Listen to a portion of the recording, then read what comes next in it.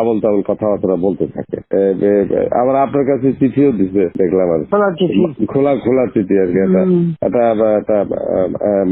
এটা খারাপ আর কি, একটা আর কি না, খুব উপদেশটা বানাও দিন আমি এক নজর পড়ে ফেলাই দিচ্ছি। আমার উপদেশটা লাগবে না, এই দেশটা আমার বাপের, আমার বাপ স্বাধীন করে দিয়ে গেছে, আমি জানি এই দেশ আমি চিনি। এখানে আমি বাংলাদেশের বসে বসে কথা বলার শুট করে আবার আমার উপদেশটা বানাতে গেছে ওর একটা। ও বলছে গ্রামীণ ফোনে সব ইনকাম গ্রামীণ ব্যাংকে যাবে, যে টাকা গ্রামীণ ব্যাংক গরিব মানুষের সাহায্য করবে। আর এই কথা করে আমার কাছে ওই গ্রামীণ ফোনের ব্যবসা দিয়ে ইউজ একটা টাকা পর্যন্ত গ্রামীণ ব্যাংকে দেয় নাই। আমি 400 কোটি টাকা গ্রামীণ ব্যাংকে দিচ্ছি, 400 কোটি টাকা। ওটা তার অন্যান্য প্রতিষ্ঠানে লাগাচ্ছি আর কি। না তখন গ্রামীণ ব্যাংক ফাইলে বক্সে ঢুকাই দিই। গ্রামীণ ব্যাংক তখন ওই শেষ হয়ে চলে যাচ্ছিল, ওর বদলতে গ্রামীণ ব্যাংক মাঠে বসে গেছিল। ওটা সব ব্যাংকের সব টাকা তো লুচি খেয়ে গেছে। তখন আমি প্রথমে 100 কোটি, তারপর 200 কোটি, তারপর আবার 100 কোটি, এটা 98 সালে দিচ্ছি, চালু রাখছি। তখন এই গ্রামীণ ফোনের ব্যবসা ছিল, এই ব্যবসাটার থেকে যে লাভটা হবে সেই টাকাটা চলে যাবে গ্রামীণ ব্যাংকে, রেগুলার গ্রামীণ ব্যাংকে একটা সোশ্যাল ইনকাম থাকবে।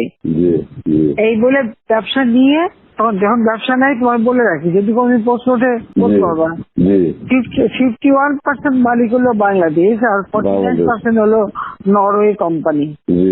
আর এখন যে দেখো সব সে ব্যবসা নরওয়ে কোম্পানির কাছে, তার নিজের কাছে বোধহয় 10 ভাগ বা 15% মতন হয়তো থাকতে পারে, সমস্ত সে বেঁচে খেয়েছে। আর একটা টাকা কোনদিন গ্রামীণ ব্যাংকে এখান থেকে দেয় নাই। আর আমরা সবচেয়ে বেশি ফ্যাসিলিটি তাকে দিচ্ছিলাম, রেলওয়ে, ফাইবার অপটিক ব্যবহার থেকে শুরু করে সবকিছুতে তাকে সুযোগ দেওয়া হয়েছিল। ওইভাবেই তো গ্রামীণ ফোনটা তো অন্যদের থেকে সে সবচেয়ে বেশি সুবিধা পাইছে। ওর একটা রক্ত চুষে খাইছে সব। আমি বলছি যে রক্ত শোষা, গরিবের রক্ত শোষা। যে 30% তার হিসাব করলে 30% সুদ হইতো। সে যা গ্রামীণ মানুষকে যে লোন দিত, তাতে তার যে কম্পাউন্ড ইন্টারেস্ট যদি আপনি ক্যালকুলেশন করেন 40-47% হয়ে যেত। দেখে এমন হয়, তাহলে আর লোকের আর কি থাকবে, ও তো গরিব আরো বেশি করে হয়ে যাবে।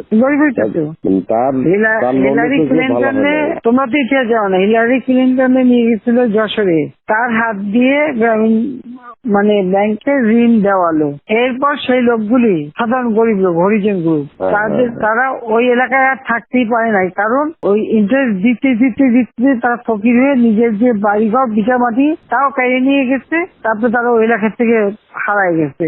দেন আমি খুঁজছি, একজনের পাশে খাগড়াছড়ি, সেখানে যে এসে কাজ করে খায়, আর একজন বোধহয় নীলফামারী নদী আসবে কোথায়, যে এরা ওই পরিবার সদস্য এলাকা থেকেই হারাই গেছে।